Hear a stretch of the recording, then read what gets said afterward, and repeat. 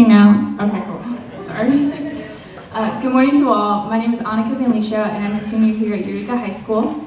On behalf of Mr. Crowther, principal of Eureka High School, the faculty and staff, and especially the students, we extend to you our warmest welcome as you help us celebrate our 14th annual Veterans Day celebration. Next, I would like to introduce our distinguished visitors. As I call your name, please rise and let's extend to you a welcome. Please hold your applause until the conclusion of introductions. These visitors are Dr. Eric Knos, Superintendent, Dr. Katie Revelay, Assistant Superintendent for Human Resources, Dr. Terry Harris, Executive Director of Student Services, Suzanne Dada, Director of Professional Learning, Mr. Charlie Crowther, Principal of Eureka High School, Lynn Midget, Rockwood Board Member, Jamie Bays, Rockwood Board Member, Mayor Kevin Coffey, and Dr. Tim Jones, Assistant Principal of Lafayette High School. And last but certainly not least, would all the veterans, firefighters, and police officers rise? Let's show them our appreciation.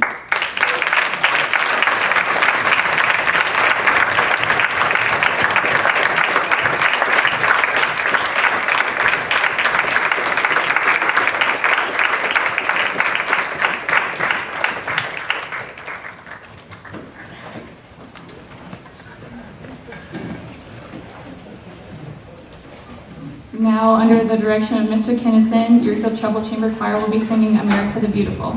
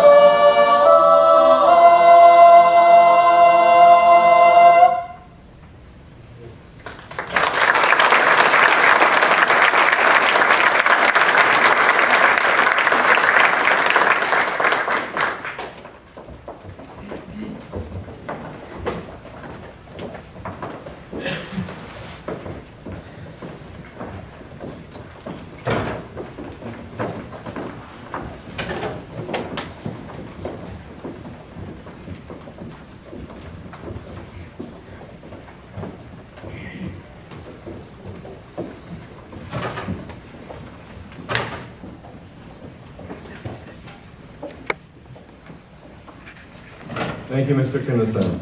My name is Ryan Giesing, and I am a senior here at Eureka High School. This is my 4th year during the Veterans Day Assembly here, and I can't tell you how pleased I am to see so many people returning and then again so many new faces.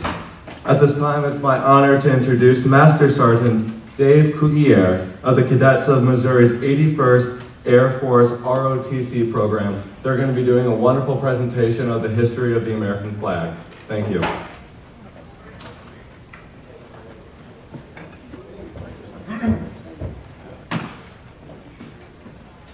Everybody's so quiet.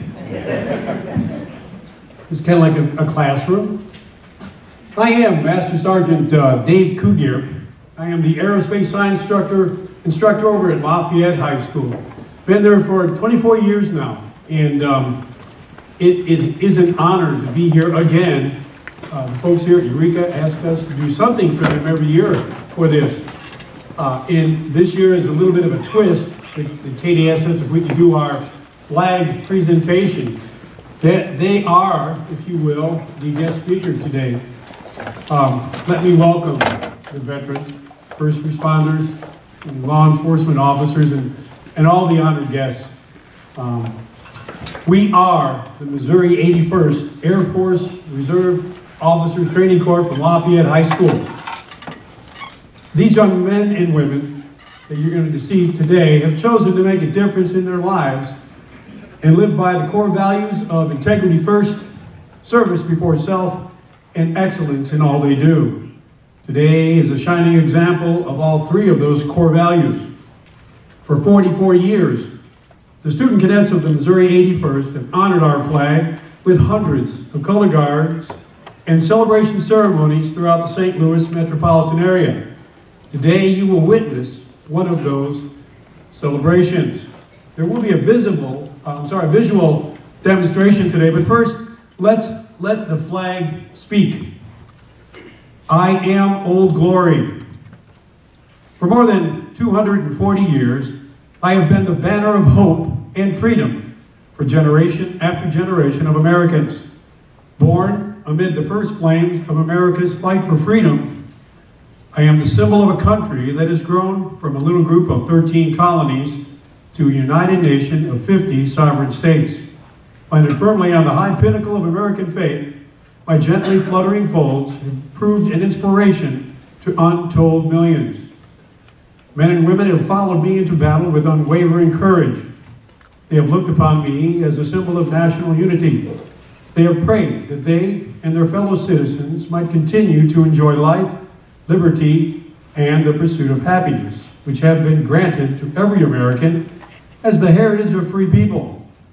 So long as men and women love liberty more than life itself, so long as they treasure the priceless privileges brought with the blood of our forefathers, so long as the principles of truth, justice, and charity of all remain deeply rooted in human hearts, I shall remain and continue to be the enduring banner of the United States of America. Ladies and gentlemen, it's my pleasure and privilege to introduce to you the cadets of the Missouri 81st as they present a visual presentation and narration of the history of Old Glory. Cadet Kirkley will be your narrator.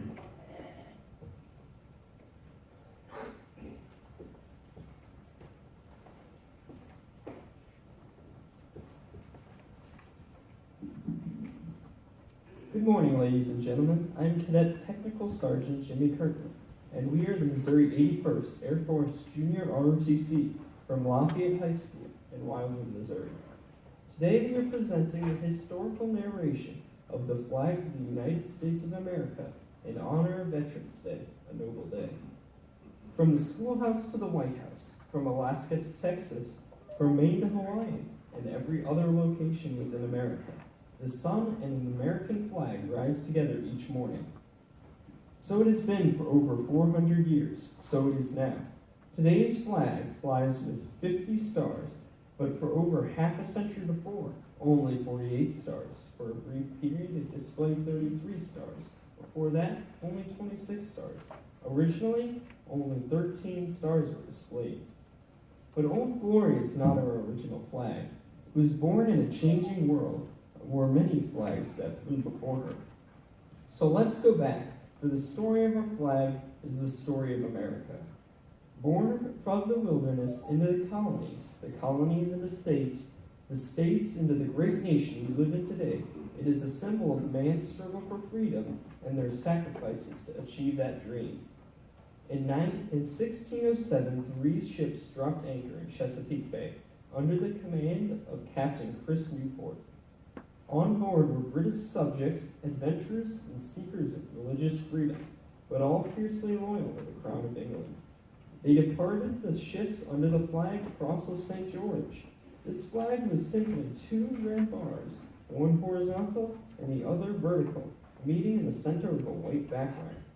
Our first colonists were met with what Lord Percy said in his diary for the first day they landed ashore. Ashore we found bare meadows, goodly tall trees, noble forests, and a ground carpeted with flowers, fine strawberries, and turkey nests.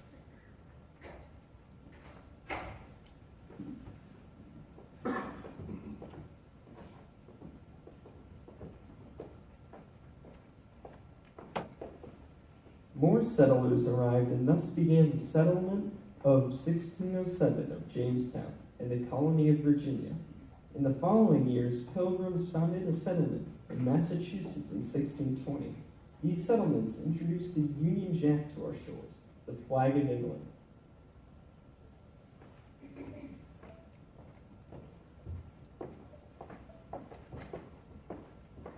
As time passed, American settlers began to act and think more for themselves, become Americans. Disagreements with the British turned into conflict after events such as the Boston Tea Party and the Boston Massacre. The first Liberty flag was designed by commission in 1775 by Colonel William Moultrie and was referred to some as the Moultrie flag. It featured the Union Jack and the words Liberty and Union.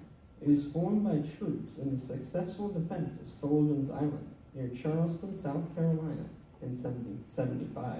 It remains the standard for the South Carolina militia today and is considered the first American flag to be flown in the South.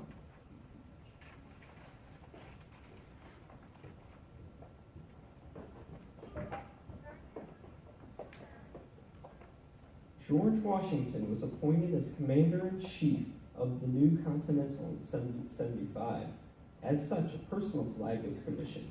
It consisted of 13 6-pointed stars on a blue background. He carried this flag wherever his duties called him. General Washington had a personal protection guard called the Life Guard. It consisted of a few hand-picked men from each colony, and this special guard carried these colors. It has been suggested that these colors may have been the origin of the field of stars in our stripes and star flag.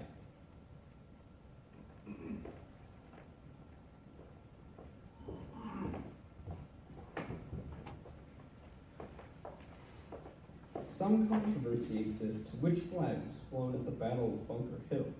Sometimes referred as the flag of New England, this flag was represented by a pine tree set in the upper left-hand corner of the St. George's Cross on a field of blue.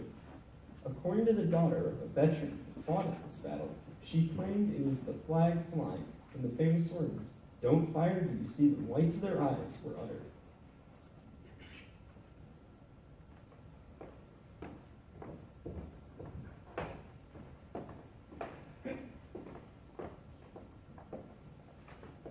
One of the most popular flags of the Revolutionary War era was the pine tree flag, setting apart New Englanders from the rest of the colonists. Although many versions existed, the most recognized was adopted in Massachusetts in 1776.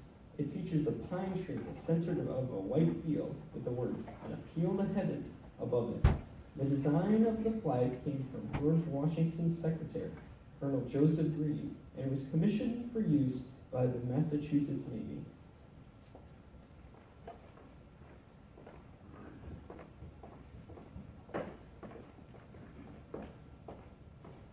In the year 1776, with the war continuing, a new flag appears, and the new and deadly omen, the rattlesnake. Snakes were considered by Americans to possess wisdom, vigilance, and did not attack without warning, and grew numerically with age. The flag was made of yellow silk and had a coiled rattlesnake with the cryptic image, "Don't tread on me." It first appeared with the Marines in a raid on the Bahamas and also used by the South Carolina Navy.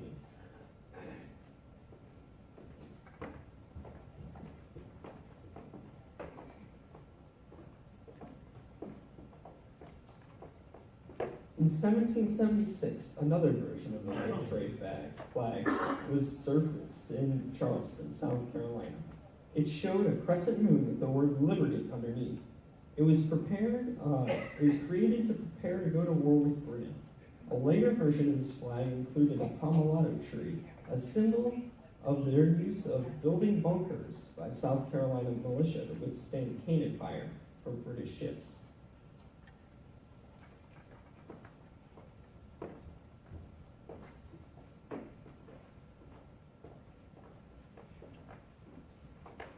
In the summer of 1776, one flag emerged that came to symbolize a unified 13 colonies, called the Grand Union. It consisted of 13 alternating red and white stripes with the Union Jack located in the corner. The flag was first hoisted above the warship USS Alfred under the command of a newly appointed John Paul Jones. It was also reported that George Washington flew this flag on Prospect Hill near his headquarters in Cambridge, Massachusetts.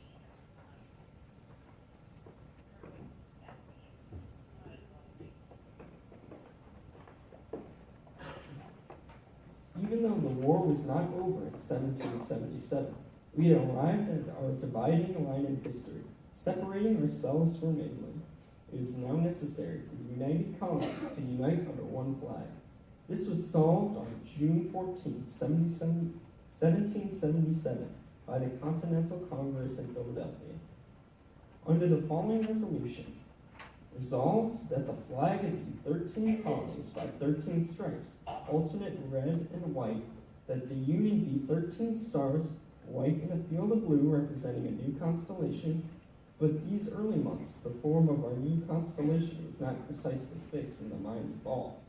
The stars in some flags were arranged in a circle to symbolize the equality of all states, but others claimed it meant the Union war will never end. This difference in philosophy will still exist at the time of the Civil War.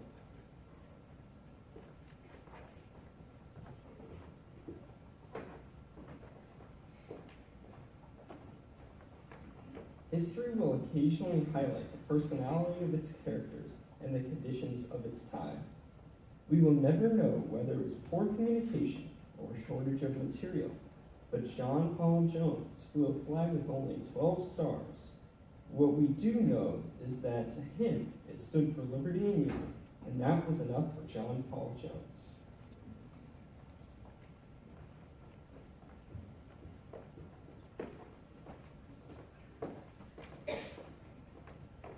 The Gulfport flag was flown at the Battle of Gulfport Courthouse in North Carolina in 1781.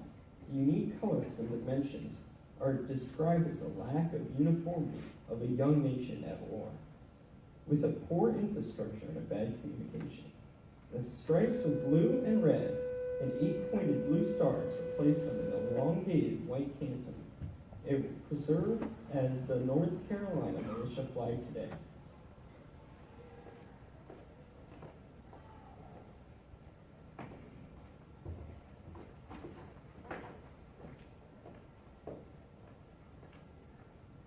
Following the Revolutionary War, the new Constitution made provisions to allow new states to enter the Union. But nothing was made to mention as the pattern that the new flag would take.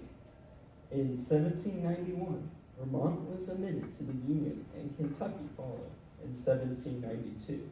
To accommodate the new states, the flag was revised to have 15 stripes and 15 stars.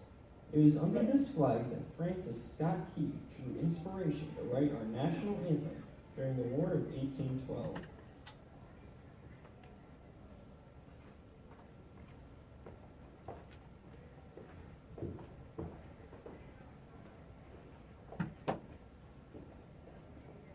The United States was now growing more rapidly. with the additions of Tennessee in 1796, Ohio in 1802, and Louisiana in 1812, Indiana in 1860, and Mississippi in 1817, we'd become a nation of 20 states. Congress then passed a law that decreased the number of stripes to the original 13, and decreed that for each state entering the Union on the 4th of July of the following year of their admission, one new star would be added to the field of blue, quoting the law, "Every star a state and every state a star." This was called the Great Star Flag.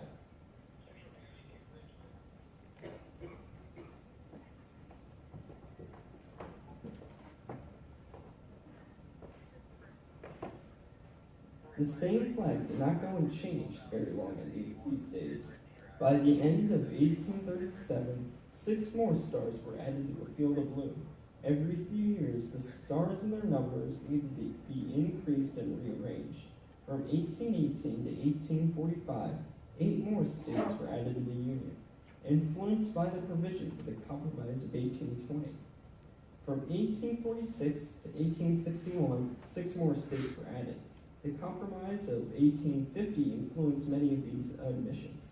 We now have 33 states, but the issue of slavery divided our country, and some states believe that dividing the Union could be the only answer.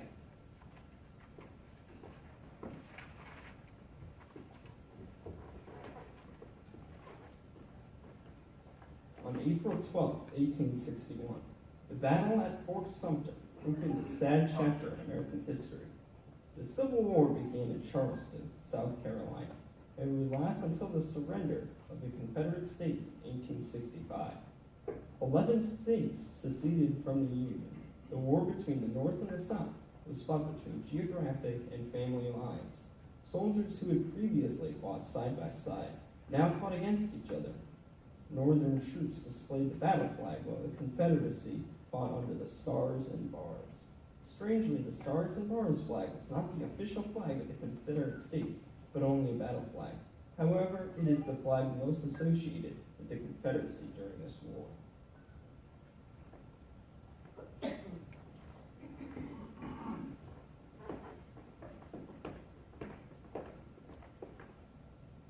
Our nation's growth did not stop with the outbreak of the Civil War. Kansas in 1861, West Virginia in 1863, and Nevada in 1864 all joined as slavery-free states. When the Civil War concluded, the Union had grown to 36 states.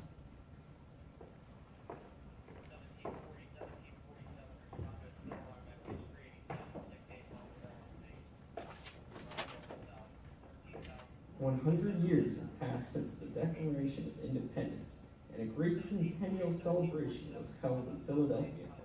A Jubilee flag was flown with the original stars of our constellation, now part of a bigger galaxy. That was a short period of time. Our nation had become a symbol for all seeking freedom. There are many variations of this flag, and none of them were ever deemed official flags of America.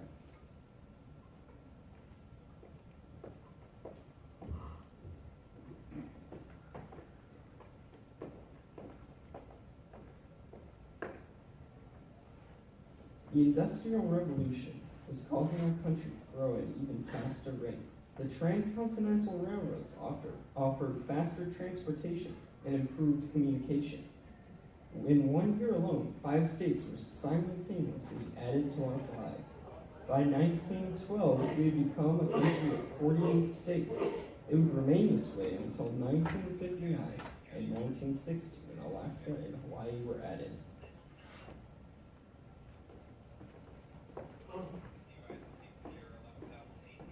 We began with the Cross of St. George, but a mere 4 centuries ago, a short time when compared to other nations in our world. It is what we have done in the time that we have that has changed the definition of freedom. We have altered history and lifted the hearts of men. For ours is a flag not of domination, but freedom, not of oppression, but justice, not of domination, but equality and opportunity for all, to all men and women in the lands and all times. These are the colors of liberty.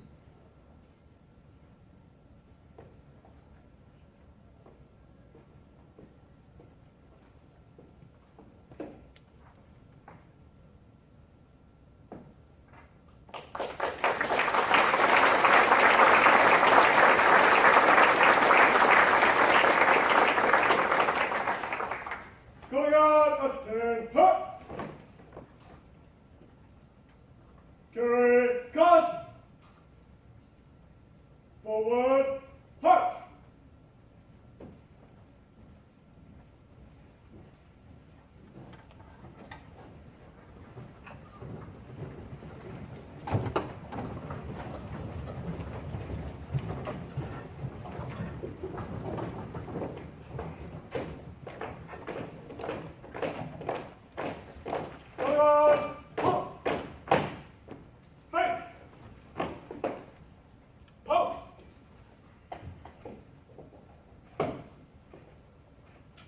Attention to cause.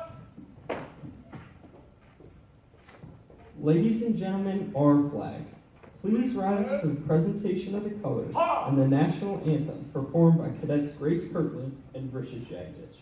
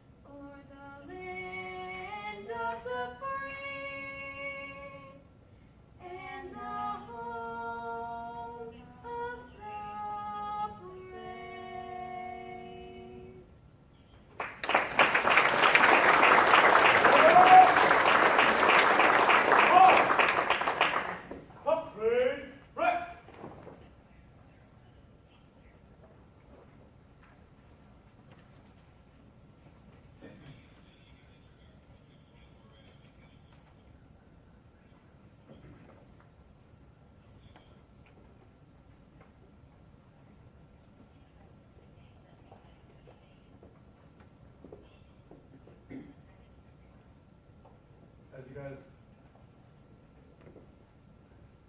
you guys remain to stand, would you please join me in reciting the Pledge of Allegiance? I pledge allegiance to the flag of the United States of America and to the republic for which it stands, one nation, under God, indivisible, with liberty and justice for all. Thank you.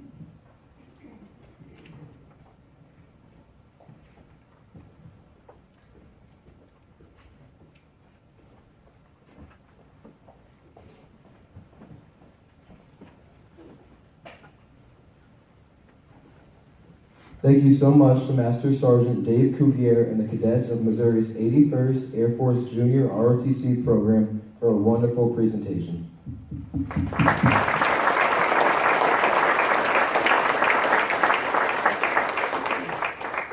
On behalf of the students at Eureka High School, we would like to present you with a certificate of gratitude for your service and for your inspirational program.